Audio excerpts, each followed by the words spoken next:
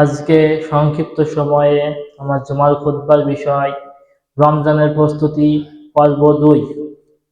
আমি গত সপ্তাহে আপনাদের সামনে রমজানের প্রস্তুতিমূলক কিছু কথা বলেছিলাম।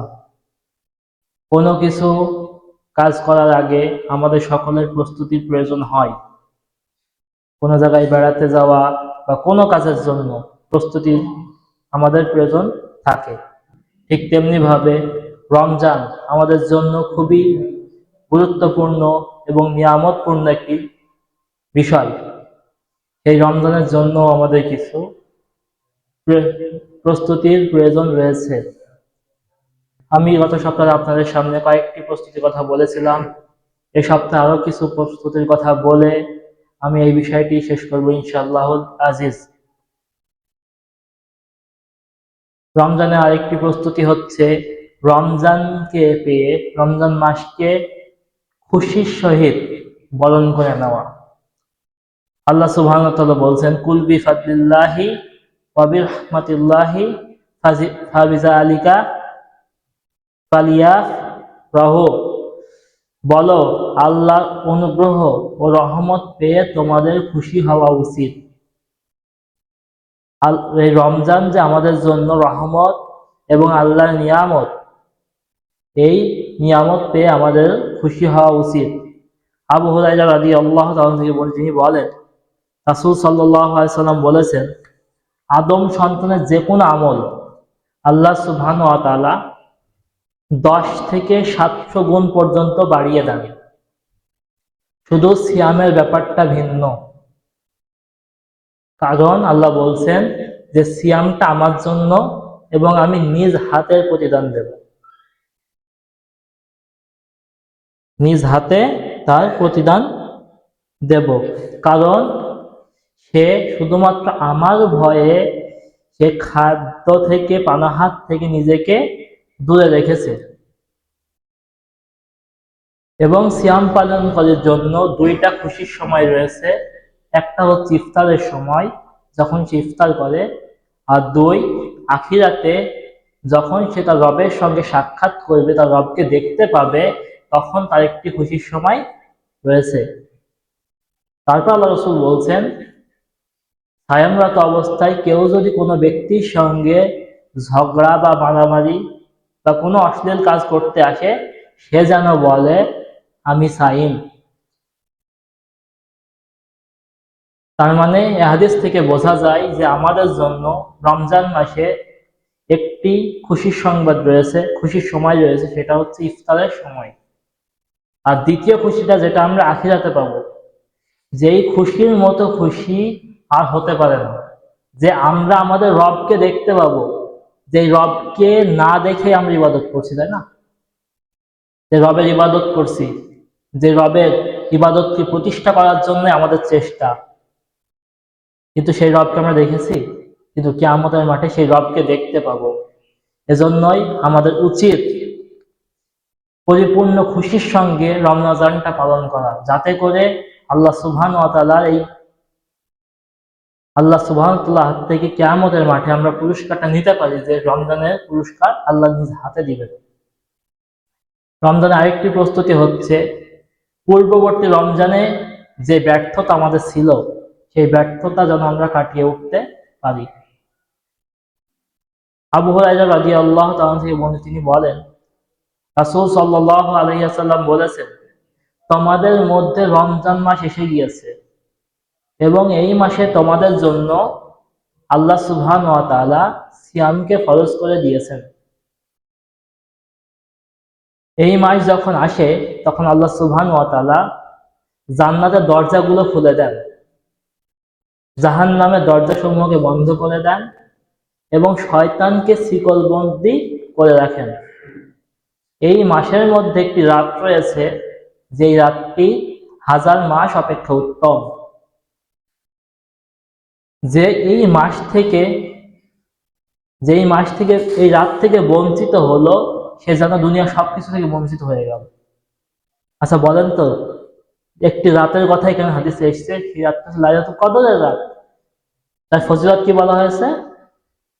লাইলাতুল কদরি খায়রুম মিন আলফি শাহর, যেটি হচ্ছে 1000 মাস অপেক্ষা উত্তম একটি মাস।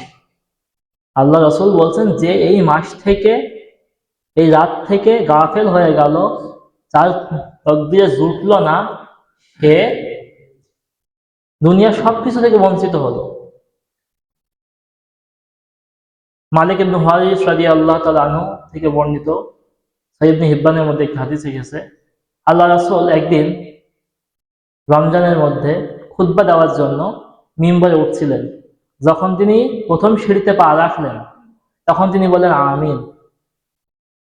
দ্বিতীয় সিঁড়িতে পা রেখে বললেন আমিন। 3 নম্বর সিঁড়িতে যখন পা রাখলেন, তখন তিনি বললেন আমিন। তখন সাহাবীরা প্রশ্ন করল, আল্লাহ রাসূল, আপনি তো এর আগে বহুত খুতবা আমাদের সামনে দিয়েছেন, কিন্তু কখনো তো আপনাকে আমিন বলতে শুনিনি এভাবে, আজকে কি এমন হলো যে আপনি আমিন বললেন? তখন আল্লাহ রাসূল সাল্লাল্লাহু আলাইহি ওয়াসাল্লাম বলছেন, আমি যখন প্রথম সিঁড়িতে পা রাখলাম, তখন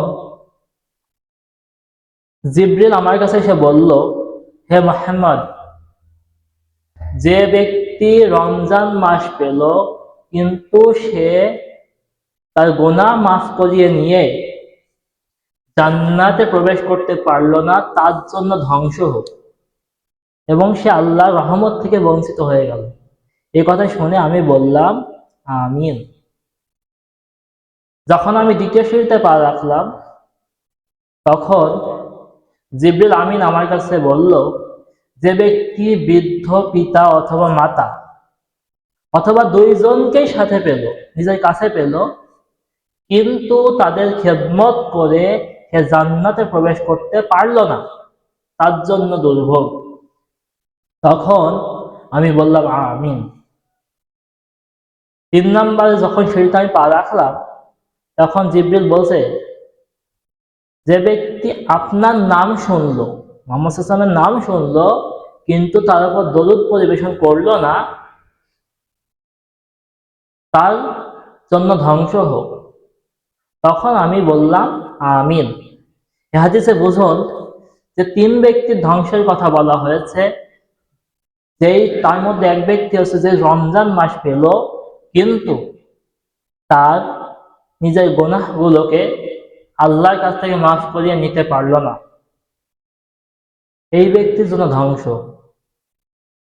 তো রমজান মাস এমন একটি মাস, হাদিসের মধ্যে এসেছে, এই মাসের প্রত্যেকটা দিন এবং প্রত্যেকটা রাতে আল্লাহ সুবহানাহু ওয়া তাআলা তার অনেক বান্দাকে জাহান্নাম থেকে মুক্তি দান করেন এবং তার গুনাহগুলোকে মাফ করে দেয়। এবং এমনকি রমজানের মধ্যে কেউ যদি আল্লাহর কাছে দোয়া করে, পুরো রমজান সিয়াম থাকা অবস্থায় কেউ যদি দোয়া করে আল্লাহর কাছে, আল্লাহ সুবহানাহু ওয়া তাআলা সেই দোয়া ফেরত দেন। কিন্তু এত সুযোগ পাওয়ার পরেও যদি কেউ এই নিজের মাফ না নিতে পারে, এই জন্য আল্লাহ রাসূল তার জন্য ধ্বংস। তো আমরা সবাই চেষ্টা করব আল্লাহর ইবাদতের মাধ্যমে ইবাদত কম হোক, কিন্তু সুন্নতি পদ্ধতিতে ইবাদত করার মাধ্যমে আমরা জানি আল্লাহর কাছে মাফ নিতে পারি। আর যদি এই রমজানটাই, সামনে রমজানটা আসার পর যদি এই রমজানটাই আমাদের জীবনের শেষ রমজান হয়ে যায়, যেন মৃত্যুর পরে আমাদের শেষ ঠিকানা হয় জান্নাত, এমন ভাবে আমরা রমজানটাকে পালন করার চেষ্টা করব। রমজানের প্রস্তুতি উপলক্ষে আরেকটা কাজ আমাদের করা উচিত, সেটা হচ্ছে কোরআনটা শিক্ষা করা।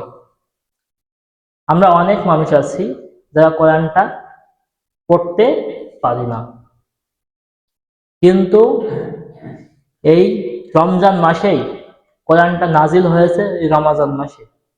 রমজান মাসের এমনিতে মর্যাদা অনেক বেশি, কিন্তু আরো মর্যাদা বৃদ্ধি করা হয়েছে শুধুমাত্র একটাই কারণে, যে এই মাসে কোরআন নাজিল হয়েছে।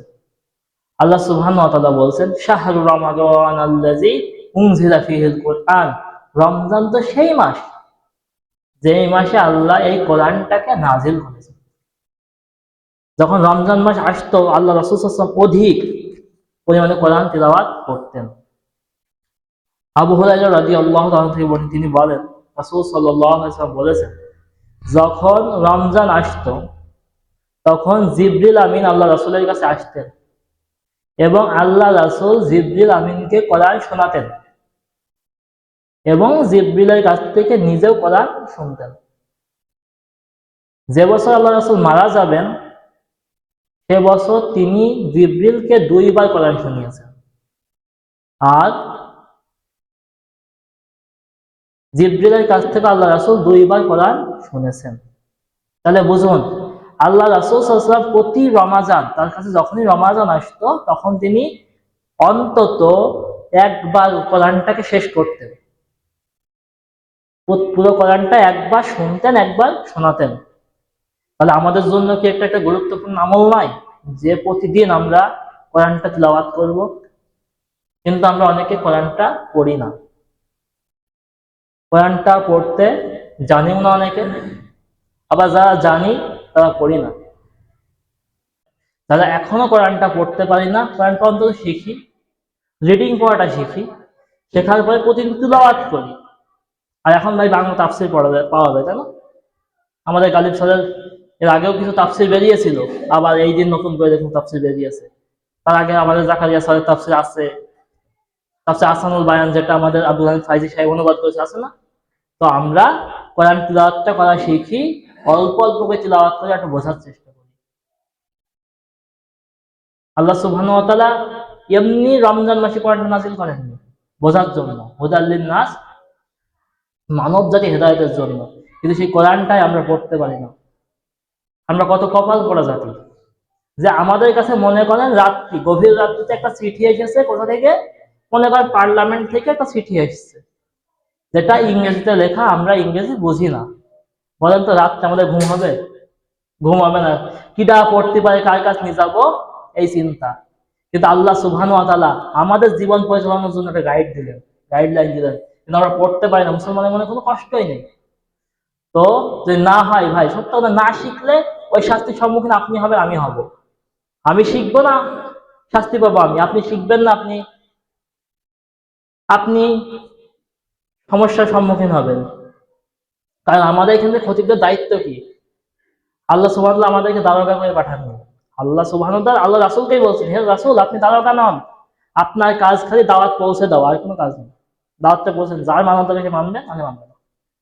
এই জন্য আমাদের সকলের উচিত, হয়তো শিখতে কষ্ট হবে, বড় বয়স হয়ে গিয়েছে হয়তো, এই কারণে জিহ্বা জড়তা এসে শিখতে কষ্ট হবে, এছাড়া কিছু না ভাই। 2 থেকে 3 মাস কষ্ট করলে শেখা যায়। এজন্য শেখেন, যেখানে পারেন শেখেন। এখন তো অনলাইনে আমাদের ফ্রি শেখার অনেক মাধ্যম আছে, তো আমাদের শেখা উচিত। তো আমরা আজকে প্রস্তুতিমূলক ভাবে, আর একটা হচ্ছে প্রস্তুতি, সেটা হচ্ছে যে আল্লাহর নিকট তৌফিক কামনা করা, যে আল্লাহ তুমি আমাদেরকে রমজানে সঠিকভাবে ইবাদত করার তৌফিক দান করো।